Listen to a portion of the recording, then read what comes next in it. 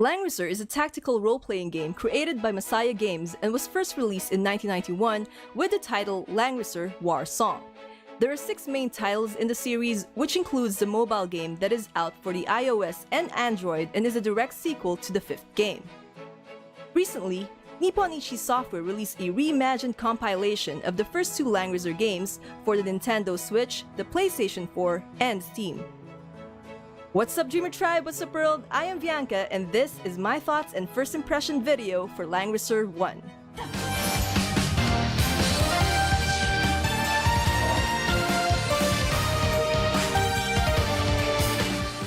In Langrisser 1, you control a prince named Ladan who flees his kingdom after it was besieged by an enemy empire who wanted to obtain the legendary sword Langrisser.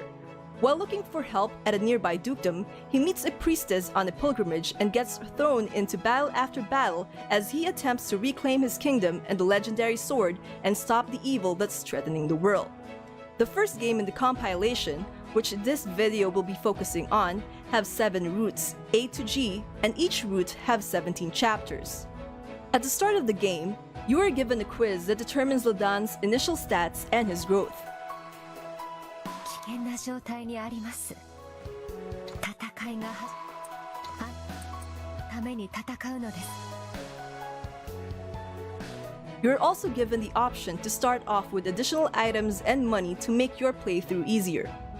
After that, you are immediately thrown into the main gaming screen, a screen that you, the player, will see a lot of. Here, there are several options: Commanders, Shop, Story Tree, Data, and Deploy. Commanders are the main units in the game, such as Ladan, and in this option is where the player views them, changed their equipment, changed their skills, or their character class. Shop is, obviously, where players can buy equipment and other items. Story Tree is where you can view the story's progress, including your current route and the conditions to unlock a different route. It is also where you can go and replay a stage you have previously completed.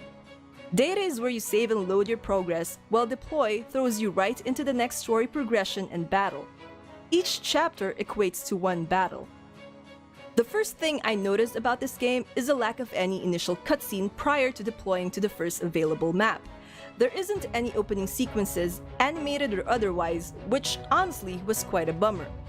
There isn't a backstory as well, as you are suddenly thrown into a battle with the objective of escaping Ladan's besieged castle.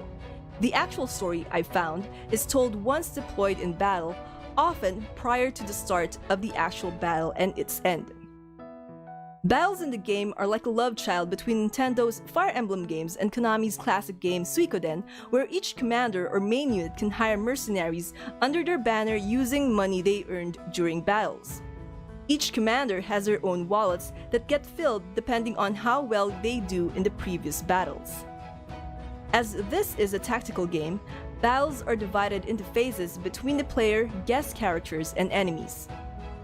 The player phase is where the player controls their commanders and their mercenary units by moving them across a specific number of grids, depending on how far each character class can move, like chess pieces, and attack enemy units whether through physical means or through magic. After the player runs out of movable units, they can opt to end their turn, which then gives the guest players, if there are any, or enemy players, if there aren't any guests, their own turn. This is repeated several times until the player completes the given objective, or until they fail and end up with a game over. There are also places on the map that are glowing. This depicts treasures that can be obtained by getting a player's unit to stand on that glowing tile. There are also terrain advantages and disadvantages as well, similar to the Fire Emblem titles. Now let's talk a bit about mercenary units. Mercenary units are characters you can hire and place under the command of your commander units. As mentioned before, each commander unit have their own wallet that they can use to hire these grunts. Using these grunts do not give them experience points, however. Rather, experience points are granted to their commanders should they end up defeating an enemy unit, and by the end of the chapter, these mercenary units disappear and you need to rehire them again. Another thing to note is that what mercenary units you can hire depends greatly on the commander unit and what their class is. You, unfortunately, cannot mix and match mercenary units, like selecting 2 cavalry and 2 infantry units for a single commander. Though it is not required to defeat mercenary units commanded by enemy commanders, as simply defeating the commander themselves automatically defeats their mercenaries, it is advised that players do so, as defeating mercenary units allows you to obtain more experience points than just going for the enemy commanders. Another helpful thing to note about this game is that placing these mercenary units near their commanders can sometimes give a random mercenary unit healing during the start of the player phase, which is essentially useful if some of your mercs are running low on their health. But again, this effect is random and not all mercenary units can get that healing when they need it. Similarly, enemy units can be healed by their commanders as well.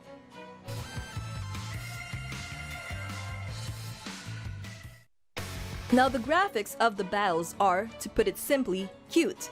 There is no blood or gore here, and characters are depicted on the map as these colorful, charming chibi sprites. There is a variety of locations present in the game as well, and they are rendered in the similar vibrant fashion as the sprites used. The remastered and reimagined version of the game, which was recently released, allows players to choose and customize their battle experiences, from skipping battle animations with the press of a button or through changing the specified option in the options menu, changing the graphics of the game from the modern look it has by default to changing the character bust or portrait and mugshots to that of the 1994 release, or the map to its old school look, or both. Similarly, players can also have the option of choosing whether they want the modern arrangement for the music to accompany them as they play, or if they want to revert to its classical version. All of these could be done through the system options menu.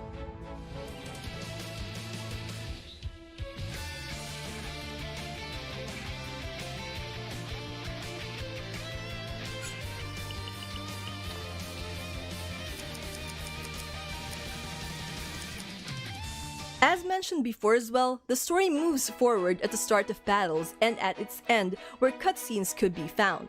These cutscenes can come in the form of abundant dialogues exchanged or presented through these beautifully drawn and updated still images. Dialogues do have voice acting to them, but the game only caters Japanese voice acting, which is something I personally cannot complain about, though I know some people hate it when video games do not have English dubs, so it might be a deal breaker for them. One thing that I did find annoying though is the repetitive dialogue that can come up during battles, like those of the Shika tribesmen at the beginning chapters of the game whenever their commander units are readying to make their move.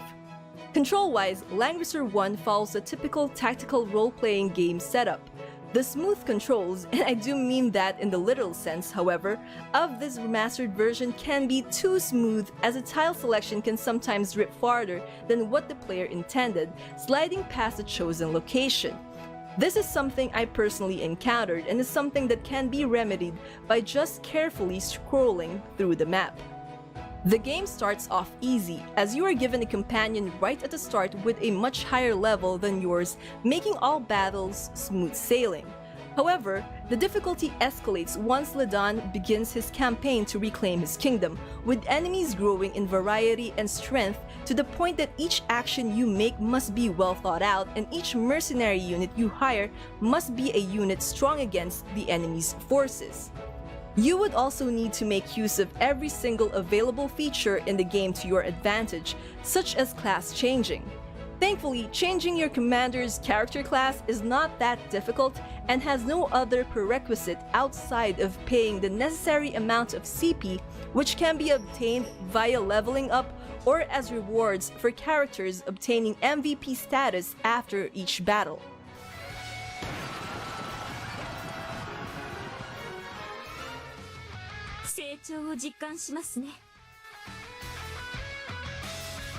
Changing classes provides a variety of benefits and perks for the character as well, such as improved stats, more mercenary unit types to be hired, new skills, and new spells, which is not at all different from the Fire Emblem games.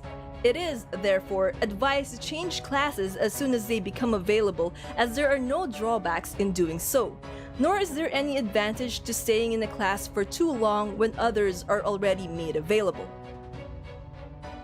So far, I am enjoying the game. Its story has piqued my interest as well, regardless of how cliched the events transpiring may be.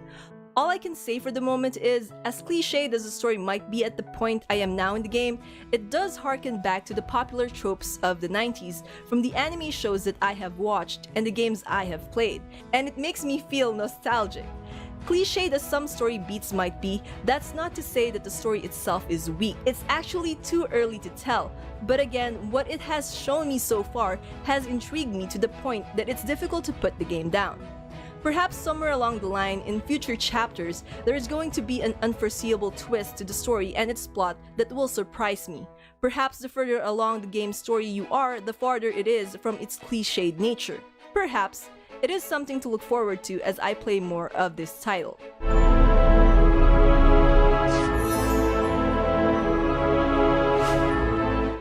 But for now, I think this will suffice for my Langrisser 1 first impressions and thoughts video. Thank you all for watching, and I'll see you all in the next video. Until then, you guys know the drill. Dream on, fly on.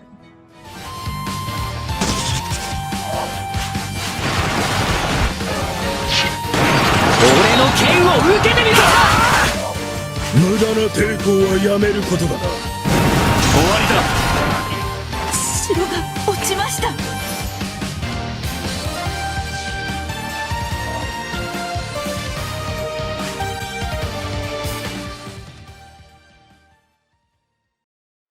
Alright, first off, thank you so much for joining me in today's video. If you like the content of today's video, don't forget to hit that thumbs up to let me know and share this video to your friends, your family, and everyone you think would enjoy it. And if you haven't, please click the subscribe button to subscribe to my channel and become part of the Dreamer tribe. And if you've already subscribed and you want to get notified whenever new videos come out, then just click on that bell icon and you'll get notifications whenever new videos are posted here on this channel. And that's about it. Again, hit the subscribe button and the bell icon, and I'll see you all in the next video. Until then, you guys know the drill. Dream on, fly on. Bye bye now.